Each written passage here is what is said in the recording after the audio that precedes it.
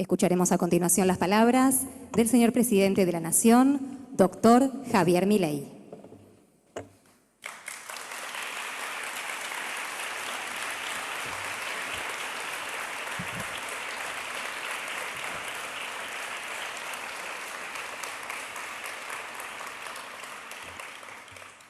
Hola a todos. Bienvenidos a uno de los primeros pasos para cambiar la historia. Historia que quisieron prostituir cambiando los nombres y ensuciando a los grandes héroes de esta patria. Es un placer estar aquí con todos ustedes inaugurando el Palacio Libertad, Domingo Faustino Sarmiento.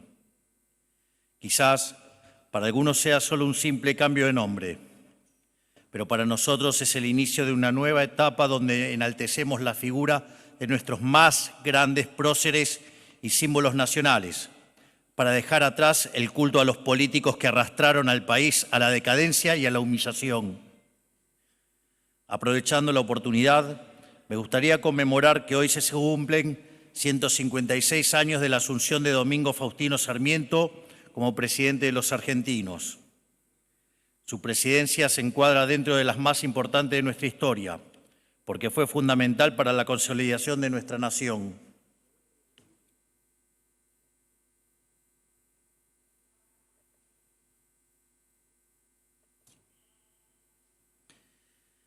Sarmiento tomó un país con una tasa de analfabetismo del 90%. Construyó 1.800 escuelas y cuadruplicó la población escolar. Y producto de tanto de su propuesta educativa como del progreso económico que aquella generación liberal aseguró, algunas décadas después, la Argentina se convirtió en el primer pueblo de la historia humana en erradicar el analfabetismo. O sea, literalmente hicimos civilización de la barbarie.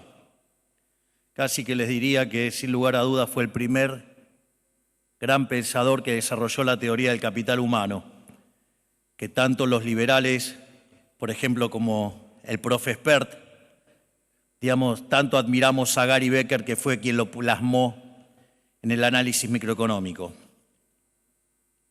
Pero a pesar del importante rol que supo ocupar Sarmiento en nuestra historia, hoy quienes se atrevieron a cuestionarlos después de muerto, pretendiendo instalar un absurdo revisionismo histórico sobre su figura y sobre su presencia, rechazando su enorme legado, tal como quisieron hacerlo con Roca y muchos otros próceres de esa generación. Los mismos que llevaron a cabo el intento de demonización contra el padre del aula son los que ahora pretenden rasgarse las vestiduras por la educación y toman a los alumnos de rehenes en sus desesperados intentos por mantener sus privilegios.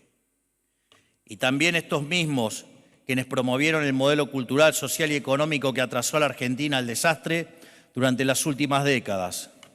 Solo para ponerlo en datos, para vean el desastre que han causado, contaminando el socialismo todo lo que tocan.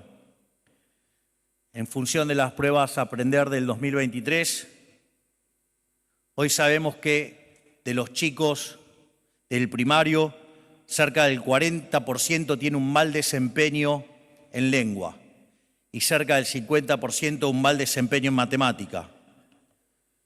En lo que tiene que ver con el secundario, de los que transitan el secundario, 8 de 10 tienen problemas de lectocomprensión, no entienden lo que leen. Y de los que terminan, 4 no logran entender un texto. Consecuentemente, si a eso le sumamos los problemas que tenemos en términos de alimentación y pobreza, a punto tal que han hecho de que 7 de cada 10 chicos de 0 a 14 años sean pobres, están poniendo muy mal el foco sobre el final de la carrera educativa, cuando tenemos problemas de formación de capital humano básico porque los chicos no comen y al mismo tiempo, después no pueden estudiar. Sin embargo, siguen intentando, con el mismo modelo que fracasó hace más de 100 años, algo con lo que nosotros vinimos a ponerle fin y poner de pie de nuevo a la nación. Durante toda la campaña me han escuchado decir que preferimos decir una verdad incómoda que una mentira confortable. La verdad incómoda de la educación argentina es que la Universidad Pública Nacional hoy no le sirve a nadie más que a los hijos de la clase alta y los ricos y la clase media alta. En un país donde la gran mayoría de los niños son pobres y no saben leer, escribir ni realizar una operación matemática básica, el mito de la universidad gratuita se convierte en un subsidio de los pobres hacia los ricos, cuyos hijos son los únicos que llegan a la universidad con los recursos, la cultura y el tiempo como para poder estudiar. La universidad ha dejado de ser una herramienta de movilidad social para convertirse en un obstáculo para la misma. Si los que defienden las universidades verdaderamente creyeran en la movilidad social, tomarían el ejemplo de Sarmiento y en vez de defender una universidad para ricos, defenderían una educación inicial de calidad para todos. Y además podrían permitir que se los audite, ¿no? Porque acá no está ni en juego la cuestión de la universidad pública y gratuita. No está en juego, no está en discusión, no es parte de discusión. La parte de la discusión es que los recursos son escasos y bajo cualquier consigna siempre robar está mal. Queremos terminar con las filtraciones del dinero que entra en la universidad y lo que verdaderamente llega a los alumnos y lo que llega a los profesores, y no lo que se queda en el medio, por ejemplo, con autos caros de $90.000 y tremendos choferes que cobran 13 millones de pesos, ¿no?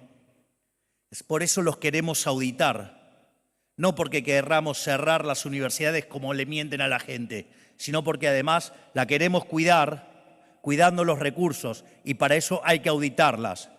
Pero como diría el principio de revelación, si no quieren ser auditados, debe ser porque están sucios.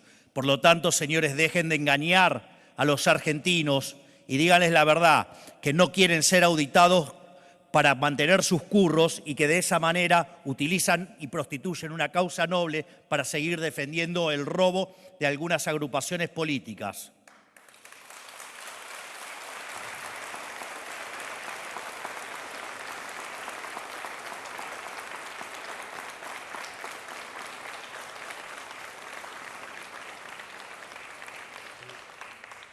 Por lo tanto, cuando terminemos con estos ladrones, delincuentes y mentirosos, ahí vamos a estar nuevamente frente a la verdadera movilidad social ascendente. Pero la realidad es que no les interesa la movilidad social ni la educación. Les interesan solamente sus cajas para mantener sus privilegios mientras enarbola banderas nobles que le permiten expiar sus culpas. Bueno, a nosotros sí nos interesa el progreso. De hecho, varias veces he mencionado que como economista yo he decidido especializarme sobre crecimiento económico. Digamos, el primer modelo formal, por decirlo de alguna manera, y testeado, digo al margen de que Adam Smith había desarrollado un modelo y distintos autores, pero quien lo plasma formalmente un modelo fue Robert Solow, en el año 56, y lo testeó en el 57, y el modelo solamente explicaba el 15% de crecimiento. Entonces, desde la Universidad de Chicago, George Stigler, ¿sí?, que era el jefe del Departamento de Economía, le dijo, el problema es que el modelo no mapea porque omite el capital humano. Y ahí salieron dos líneas de análisis de capital humano. Por un lado, la línea macroeconómica, que fue liderada por Hirofumi Usawa, quien fuera el tutor de tesis de uno de los más grandes economistas de la historia argentina, que se llamó Miguel Sidrowski, y que además también fue el que guió a Robert Lucas Jr., quien ganó justamente el Premio Nobel de Economía en el año 87. Y por otro lado, la línea de capital humano a nivel microeconómico, que fue lo que desarrolló Gary Becker. Ese debate, sin embargo, quedó dominado por la línea del MIT, la de Samuelson, la de Solow, y solamente se consideró la idea del progreso tecnológico y de modo exógeno, motivo por el cual esa literatura cayó, digamos, en el ostracismo, en el olvido, hasta que ya a fines de los años 70, Robert Lucas Jr. empezó a plantearse que la verdadera pregunta en economía era el crecimiento económico, digamos, y retoma el legado de Adam Smith y tratar de explicar el crecimiento económico. Y quien le encuentra la vuelta en el año 83 es un graduado de Chicago llamado Paul Romer, y a partir de ahí se construye la teoría del crecimiento endógeno, que genera un gran debate que para la teoría económica queda zanjado básicamente en el año 89 con un artículo de David Romer,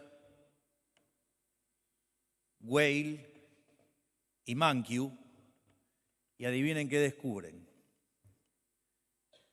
Que cuando meten el crecimiento económico se explica cerca del 90% de lo que ocurre en el crecimiento económico de un país. Es decir, que, con lo cual, si hay alguien que está convencido de la importancia del capital humano, soy yo. Si hay alguien que está convencido del valor de la educación, soy yo. Y por eso creé el Ministerio de Capital Humano. Dejen de mentir, delincuentes que no quieren ser auditados.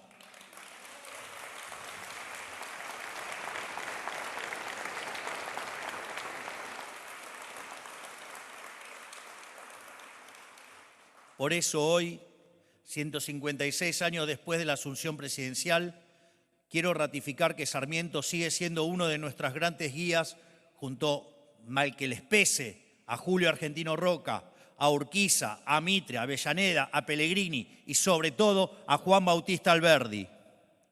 Porque tenemos la titánica tarea de volver a sentar las bases para el desarrollo económico, social y cultural de la nación, tal como lo hizo aquella generación de patriotas, que no son otra cosa que las bases para el ejercicio pleno de la libertad de cada uno de los argentinos.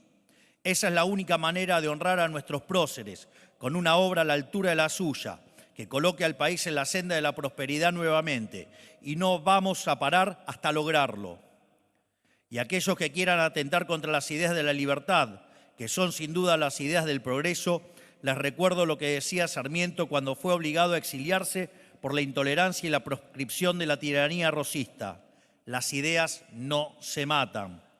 Por lo tanto, Dios bendiga a los argentinos, que la fuerza del cielo nos acompañen y ¡viva la libertad, carajo! ¡Viva la libertad, carajo! ¡Viva la libertad, carajo! Muchísimas gracias.